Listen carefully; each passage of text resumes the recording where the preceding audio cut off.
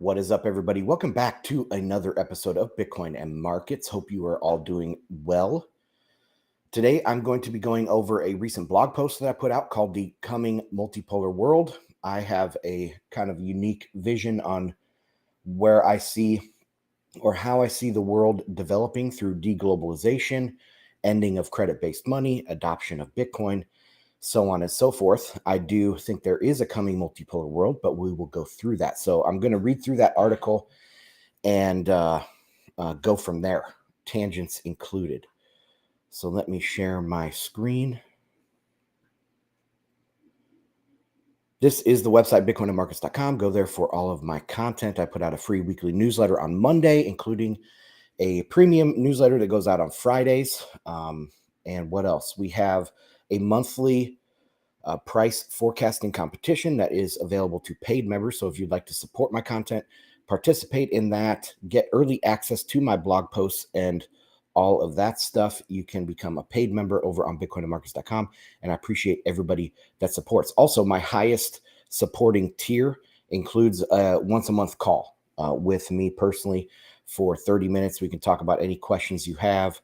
If you are talking to somebody and you want to know how I would answer a certain question or whatever, very specifically, we can have that 30-minute call and go over whatever you want to talk about. So that is open on the website as well. Check out bitcoinandmarkets.com. Before we jump into the blog post, let's take a quick look at the price chart. I did share this earlier with Telegram. By the way, I am live streaming on YouTube, Rumble, Twitter, and Telegram.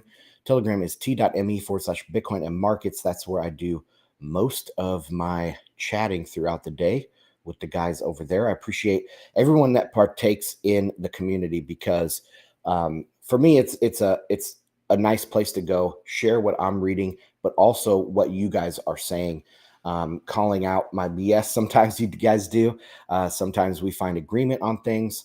We share cultural things going on and the importance of certain cultural things.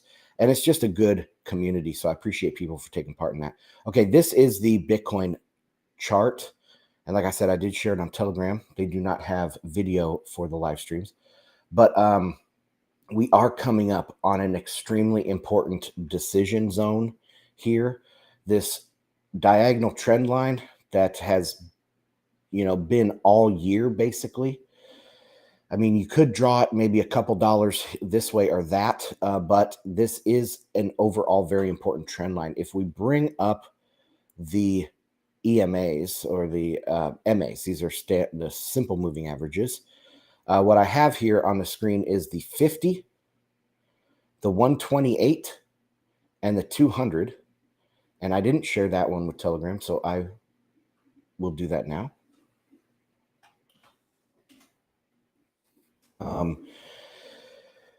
And 128 is kind of a weird number, but it has been an important one in Bitcoin's history. You can see it got the almost exact bottom back here in March.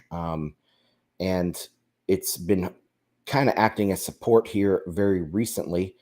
But the 50 is also an important one, is downward sloping now, which I didn't want to see it like get towards further downward slope because the slope can also be interpreted as bearish. The 200-day will be ultimate support for any sort of dip, and that's down at 27,200. But man, if we break this diagonal trend line, we're going to have to reassess some things. I don't know what this means for the entire cycle. I don't even know what it means for the approval of the ETFs. So price is all that matters in Bitcoin. We wouldn't be here if this wasn't number go up technology, if we didn't believe in the economics of fixed supply and all of that stuff. And so if Bitcoin continually goes down, there's no reason to hold it. Or if it doesn't go up, relative to the dollar, there's no reason to hold it either. You would only be trading in and out of it just like you do any sort of stock. But yeah, so this we're going to have to reassess some things if we break down past this diagonal trend line. This is kind of a last ditch effort to hold this. And I have here highlighted as well with the red vertical bar. That is the September 1st deadline. That's when the SEC is actually going to come out for this big group. I think it's like 4 or 5 of these ETFs. They will be coming out with a decision to approve or delay or disapprove the ETFs that includes the BlackRock ETFs. So, and that does correspond with the end of this pattern, which I thought was a strange coincidence, right? And so if the price goes down, price being the most important thing, price being the market's way of transmitting information to you, the price dropping here should tell us that the ETF is not going to get approved. Maybe not disapproved, but it will be delayed. And a delay significantly affects the total prospects of an ETF getting approved. So, I said on, I think it was the newsletter this Monday, that if these get delayed on September 1st, the chance, it actually goes to unlikelihood that they will get approved. It drops below 50% for me. So this is a very important date coming up on September 1st, and also an important part of this chart, important part of all these support lines, all the technical analysis, and not just technical analysis, but this is fundamental analysis, okay? If everything's bullish, but the price drops, that should tell you something, right? We have to start evaluating these things and not just, oh, it'll eventually go up or whatever. No, maybe we're wrong about this. Maybe there's something we don't know yet in the market, and we need to question our assumptions and look at all possible data honestly, and with as non-biased a lens as we can. That's my kind of that's my style here at Bitcoin and markets. Okay, let's get back to what we came here for today, and that is the coming multipolar world. I have this BTCM research that used to be a separate website, and I have since consolidated it. I put most of my blog posts, things where I dive a little bit deeper into certain topics on this BTCM research. But this is the coming multipolar world, the one I'm looking at, and I'll zoom in a little bit for people to see this better. So, subtitle is, there are competing theories of what the coming multipolar world will look like. This is my synthesis of views. The Ukraine war is not going well for the West. We cannot predict the exact way in which this war will end, but what's certain is this war will eventually end, one way or another, and it will likely begin a massive geopolitical realignment. Different views. The U.S. has dominated global affairs for decades. You can call it the U.S.-led order or U.S. hegemony, but most experts believe that time is coming to an end. The U.S. no longer has that kind of unilateral power. If the West is defeated in Ukraine under U.S. leadership, it will be the end of U.S. hegemony. A new multipolar world is rising. There are competing theories of what a multipolar world will look like. Below are 3 commonly held views and my synthesis that tries to blend classical geopolitics, realism, and rhyme more with history. The first and most widely held view is that China is a peer competitor to the U.S. and will be the leading pole opposite the U.S. in a new Cold War. This view became viral among Western academics in 2012 with the publication of Graham Allison's first Thucydides trap article. And I do have a couple podcast episodes specifically about the Thucydides trap and debunking it. But anyway, a rising China has also become very popular amongst U.S. detractors. And this is like some of the people I listen to for updates on the war in Ukraine. They are very anti-U.S., anti-West. I think they are really anti-globalist, anti-Davos, but they don't make that distinction between the West and Davos, where I do. And you'll see that going forward here. So they're very anti-West, and so they are by default kind of pro-China and pro-Russia, thinking that they are this rising power. But so those are the people that I call U.S. detractors. I say they have U.S. derangement syndrome, naively blaming all the world's ills on U.S. hegemony. And you also see this in the Bitcoin space a lot. People like the ones I was just talking about conflate Davos and the West. Bitcoiners often conflate the US dollar credit-based system with the West. They're not the same. The dollar is not even the same as the credit-based system. The euro dollar versus the dollar is not the same system. For example, the dollar has been backed by many things: gold, silver, bimetallic standard, different gold standard than free floating.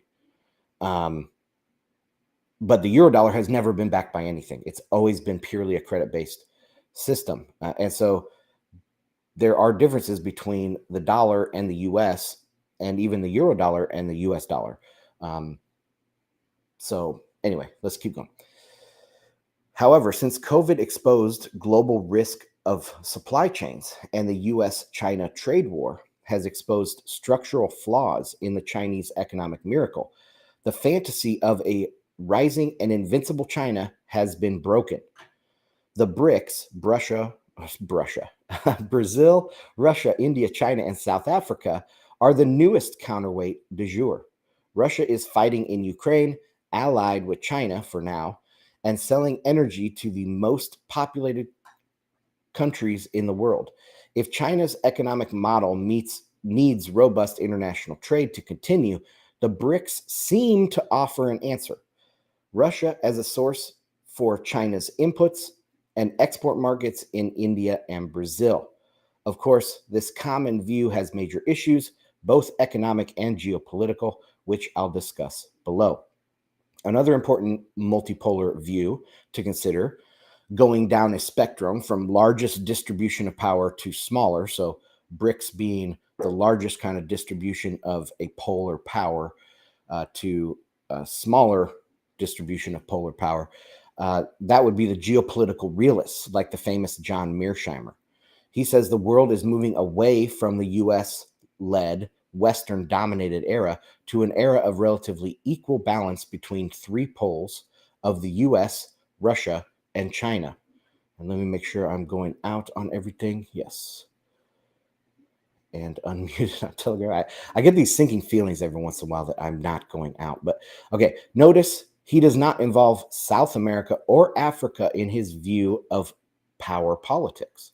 So realist John Mearsheimer talks about three poles: US, Russia, and China, but leaves out a big chunk of the world. Another view is that espoused by more classical geopolitical thinkers like Peter Zeihan. And I know Zion is not very popular in Bitcoin circles. I don't agree with pretty much any of his political stuff, but his geography side of geopolitics, which is where geopolitics originally came from, with Mackinder and the Heartland theory and all that stuff. So Peter Zeihan is in that thread, I would say, of classical geography side of geopolitics, but I don't agree with his political side. But so his classical view is he does not see other regions being able to match the US economically or militarily in the foreseeable future. He also sees some traditional regional powers becoming more powerful within a second tier, but none rivaling the US. And in that case, it would be like he sees France kind of dominating Western Europe, Turkey kind of dominating the Middle East. What else? India, he says India will always be India. It's been going on for thousands of years. It'll continue to go on for thousands of years, but it's never going to be a global leader per se.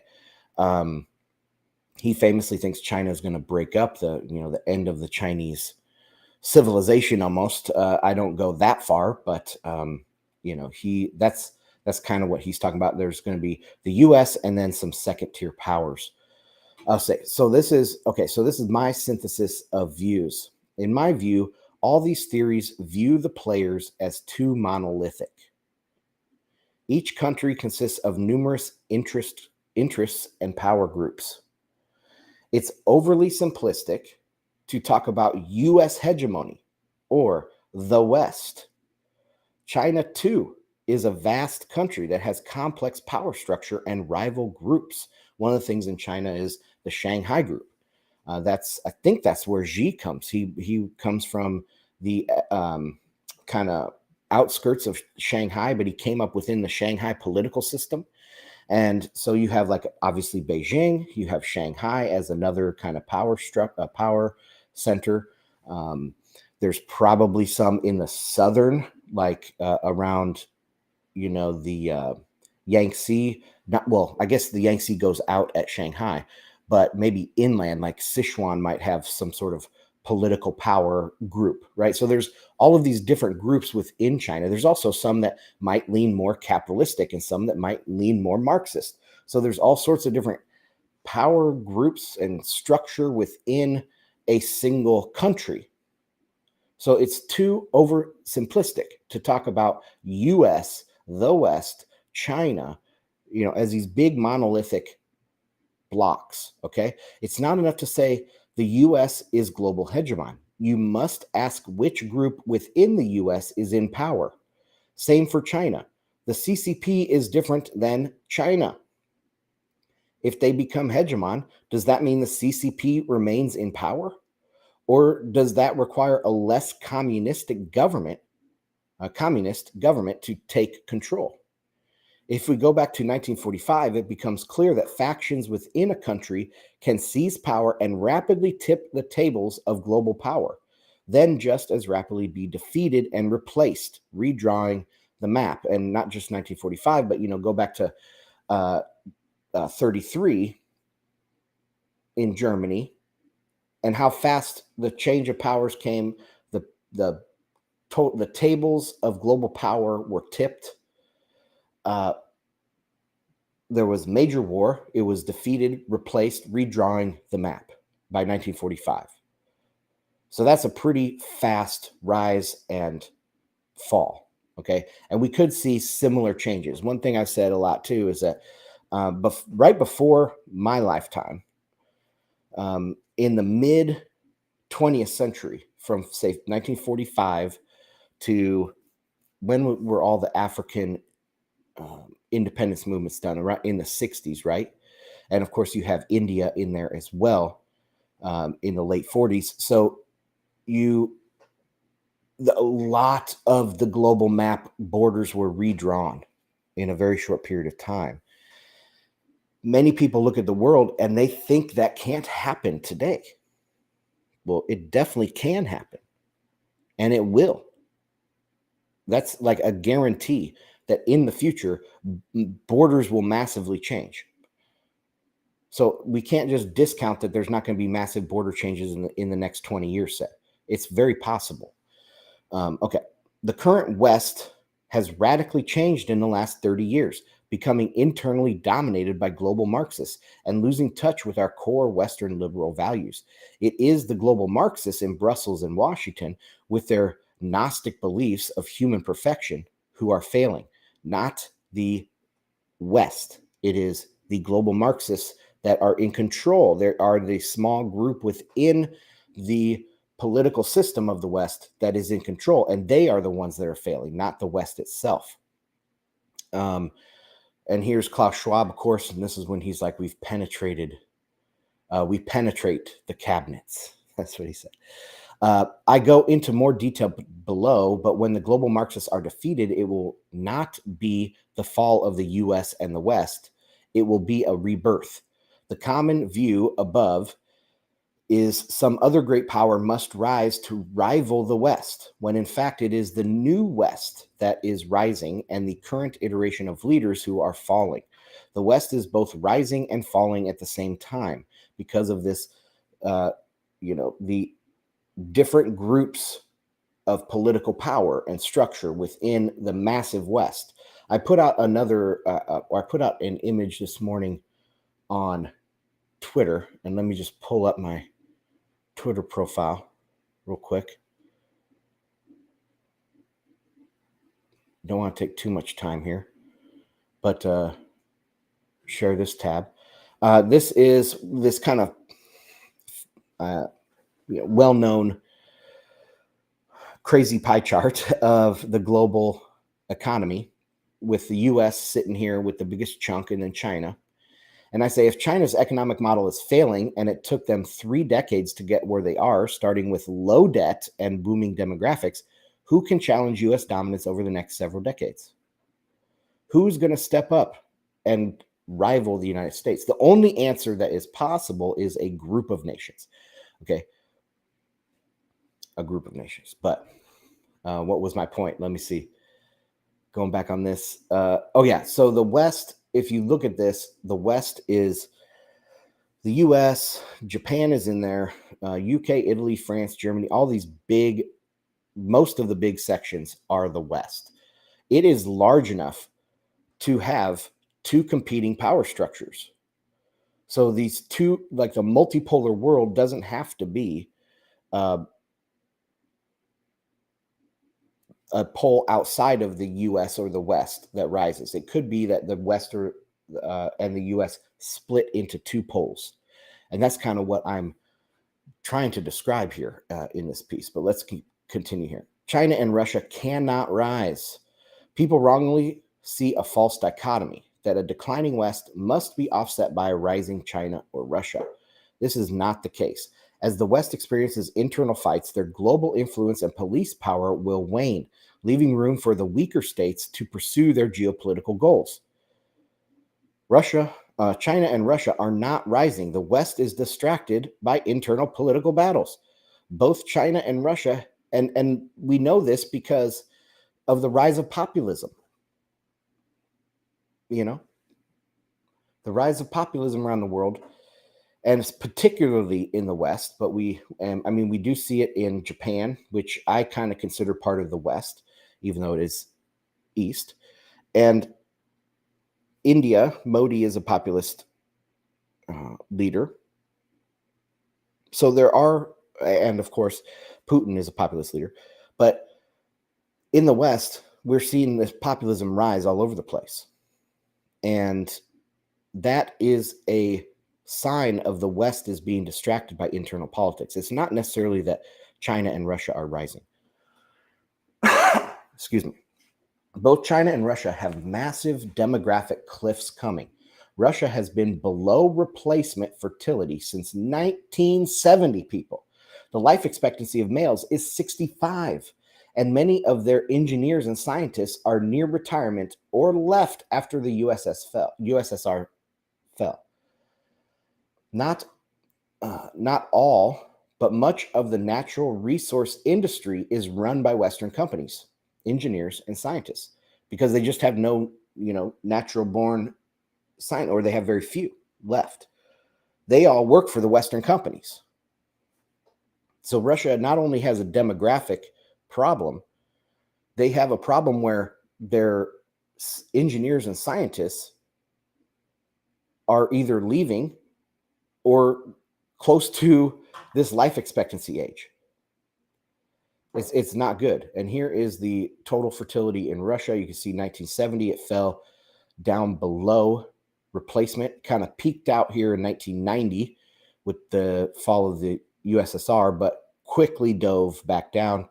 It's kind of making a recovery, but overall, even if this goes above replacement, let's say in the next 10 years, it manages to get back above replacement, those kids born are not going to become engineers and scientists for 20, 30 years down the road. 40 at their most productive, right? So we're talking 2030 plus 40. So 2070 before the next group could even come in to save it. And we're trying to figure out what's going to happen 2030 and 2040. This is a long-term problem. All right. China is in worse shape. Russia at least has a balance between men and women of childbearing age. China, on the other hand, after decades of one-child policy, has many fewer females. Of childbearing age, men outnumber women by roughly 11%. That means the replacement fertility rate is higher than countries with equal numbers of men and women, because this is hard to explain, but obviously the women are the ones that need to have the babies. And so if you have fewer women per men, you're having to replace more men. The women are having to replace more men to keep it even. So the fertility rate is actually per woman needs to be much higher. So if you measure this by population, the fertility rate's 2.1 for sustainable, for population. But if you don't have, if you look at it and you have fewer women, by 11% fewer women, those women need to have way more kids per woman to have the replacement rate. And I tried to do some back of the napkin math on this. With a significant number of fewer females, each female would need to have more children to reach a total population replacement number. I haven't run the numbers, but a replacement rate for China might be as high as 2.3 instead of 2.1 for balanced populations. That means the current 1.6, or sorry, 1.16 is their fertility rate right now. It's half of what it needs to be. Is even further negative. Fewer people having fewer kids snowballs on itself below replacement. The further you go below replacement, the faster the decline. At 1.16, the population decline is going to be shockingly fast. And I just saw a new statistic this morning. The brand new statistic out of Hong Kong is 1.09. So it's even further down below 1.16. It continues to fall. I mean, the West is not in that much better shape. Germany is in horrible shape. France is in okay shape. The U.S. is in relatively good shape compared to all the other major economies. You have to start going down into some non-major economies, developing markets that are seeing 3, 4 I think Nigeria is still up there at like 5 or something. I mean, so there are some places that are having a lot of kids and they're going to have this demographic dividend, but the opposite is going to be true for China. China is the worst possible demographics you can have, the worst we've ever seen. All right. China's fertility rate has decreased precipitously in recent years, despite losing the one-child policy. So 1980, the one-child policy goes into effect. Then in 2016, they change that. We need a two-child policy. Kept falling. Oh, we need a three-child policy. And we just saw the updated numbers out of Hong Kong. It's continuing to fall, even though they're changing these policies. They're probably going to have to direct them to have kids. But like I said, those kids that are born next year, they're not going to reach peak productivity for 40 years. This has already been baked in the cake. The next 40 years of population has already occurred. And I don't think people understand that. This isn't the only problem with China. Obviously, they are communist with a directed economy, but they're also wholly dependent on the current system not changing. They not only need vast amounts of imports, including food, they also must sell their products to the rest of the world. They need customers, and the customer is always right. Even in international trade, the customer is always right. Ghost cities are one thing, but cranking out massive amounts of products from the factories must be sold somewhere. Academics, and you can't just say, oh, we're going to ship them all to India. India's got a lot of people, because they need to be able to buy them. Okay. Now, you don't just need bodies. You actually need bodies with money to buy your goods. It doesn't work. I mean, communists obviously don't understand this, that they need customers with money to buy their goods. But anyway, academics in China are just now starting to talk openly about a wholesale reworking of their economic model. They now realize they must move away from production to consumption, a move many countries have attempted, and almost all fail.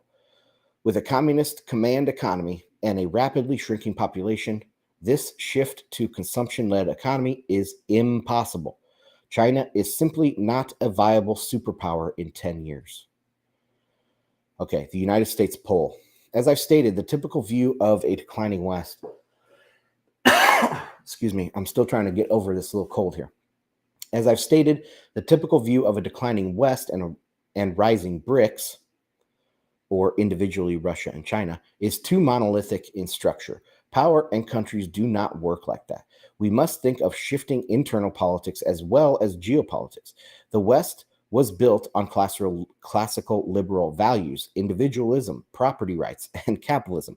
However, over the past few decades, the capitalists were swayed by their traditional enemy, the global Marxists, to make seemingly small, marginal changes to laws and structure.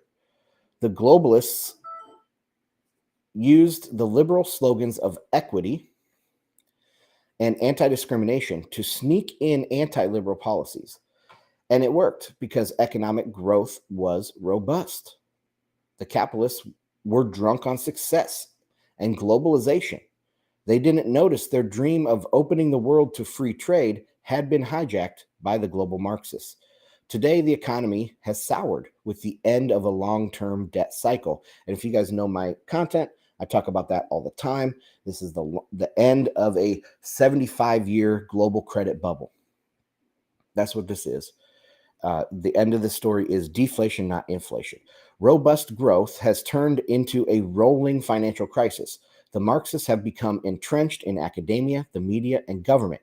They flex their control muscles with the recent issue that we had here, coordinating a shutdown of the global economy, which shook the capitalists out of their delusion. So I think that's true. I think what happened in 2020 through 2021 and 2022,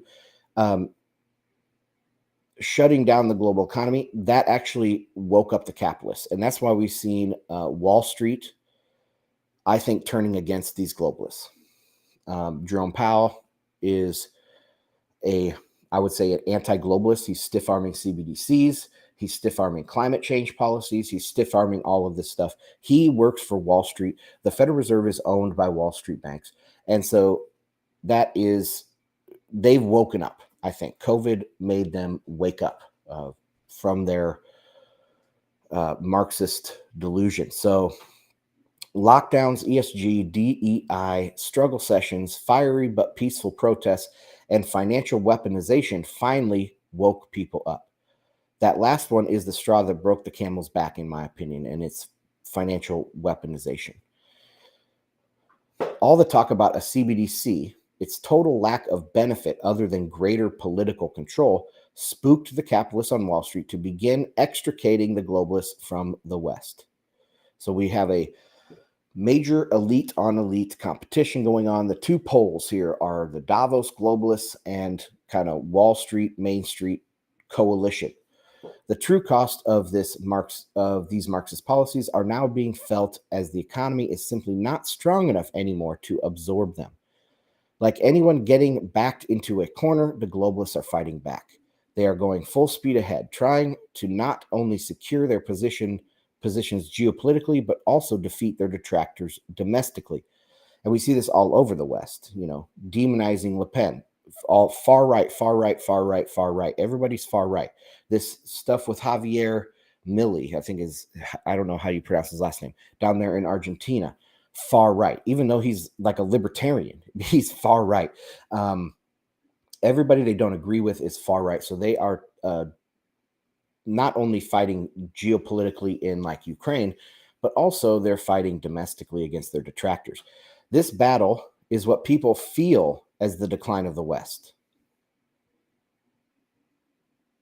So them fighting these geopolitical battles and fighting their domestic detractors, that's what we feel is the decline of the West. And you've heard that probably, I'm sure, the decline of Western civilization, yada, yada, yada.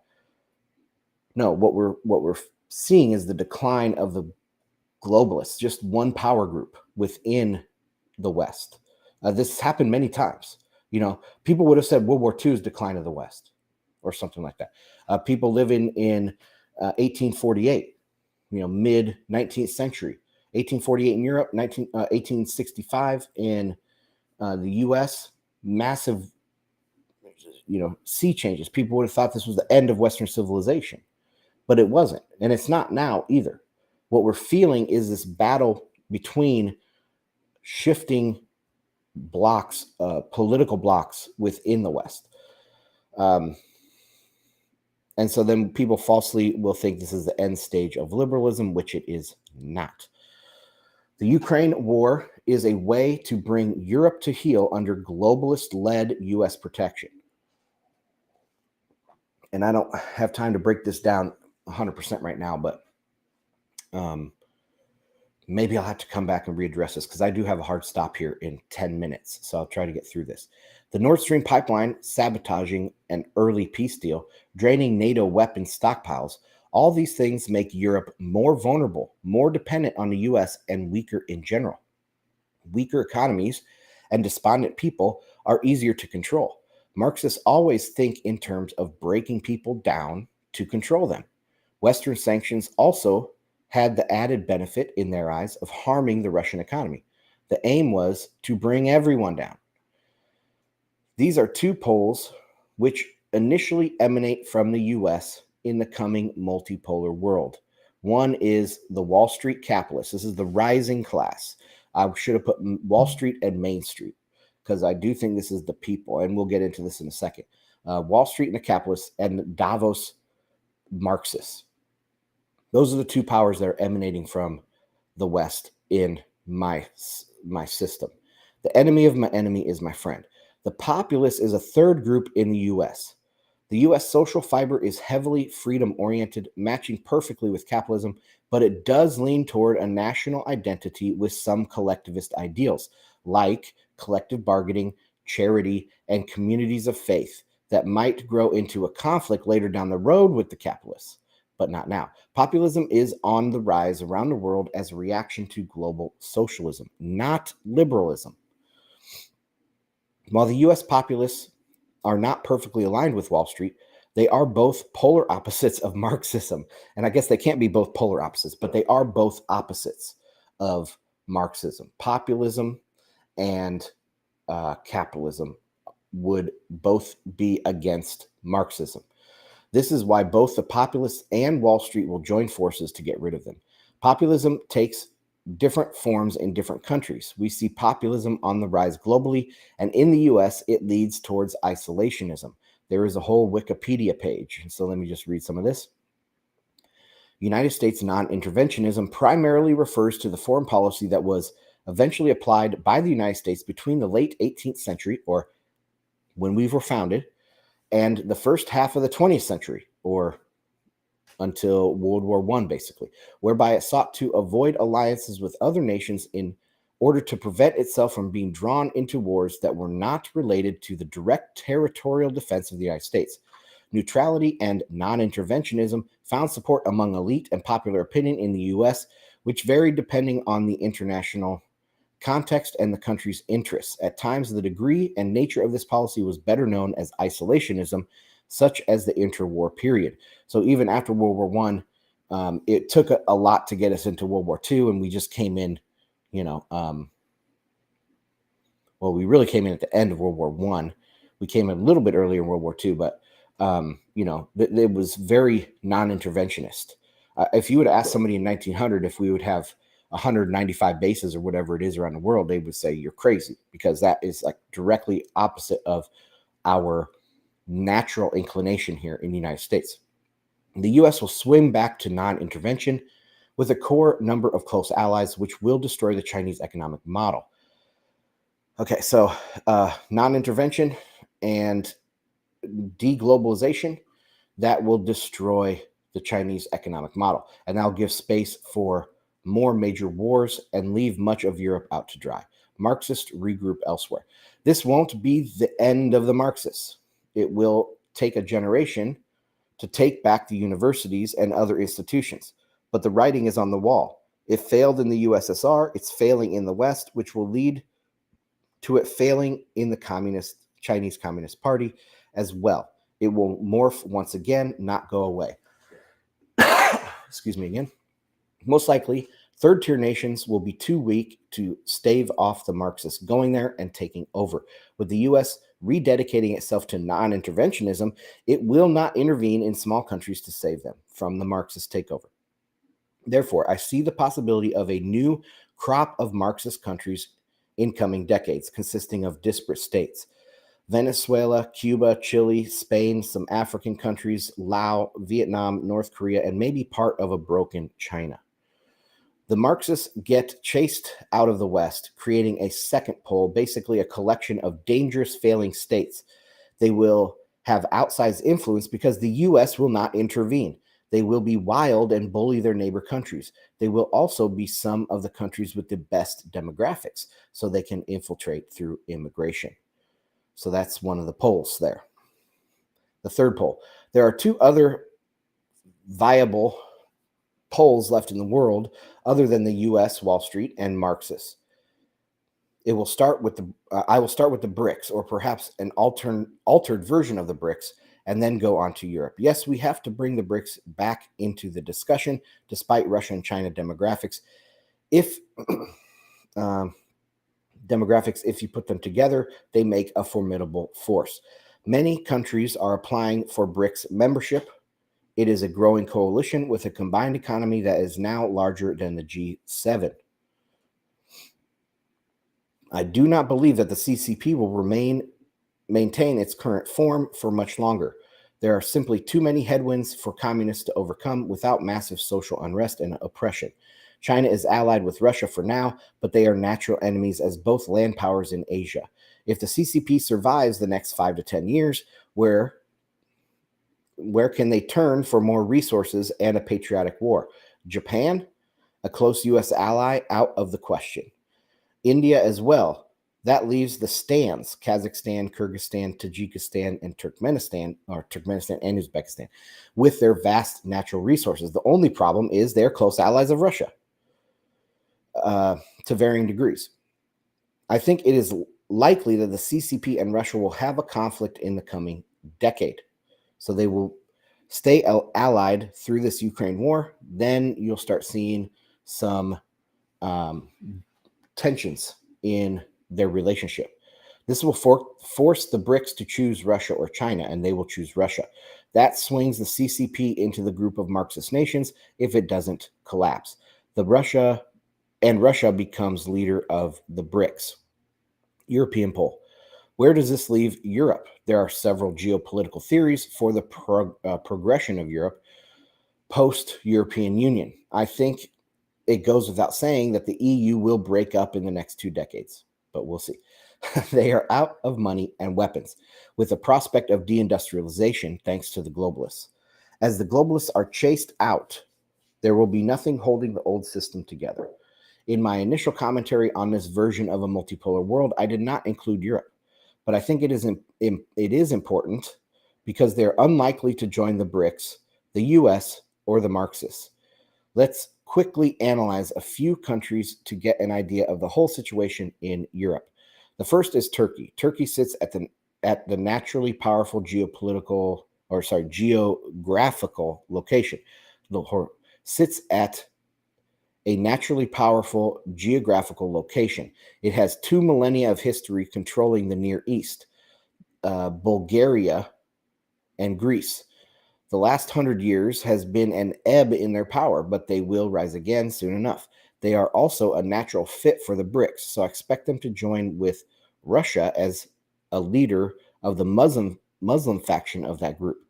As the EU crumbles, I can see France attempting to form a replacement union with other Western European partners. France has the most congruent land area and best military in Europe. The long-term divide along the Rhine will come back. Roughly west and south of the Rhine will likely be a group, perhaps led by France and Italy, with interests in North Africa and the Mediterranean. This would include the Low Countries, perhaps retaining Brussels as the capital of a Western European Union. Germany, or more generally, Northern and Eastern Europe's history is more decentralized, with many small kingdoms and dukedoms, the trade cities of the Hanseatic League, Poland, Danzig, and the Baltic states, not to mention the Carpathian Basin and down into the Balkans. East of the Rhine is going to be interesting with swapping alliances to the west and east. And out of all these things, I have the least clear grasp of what's going on, what will happen to Europe. I'm very confident on China. I'm very confident on the US. So Europe is kind of the least confidence, I guess.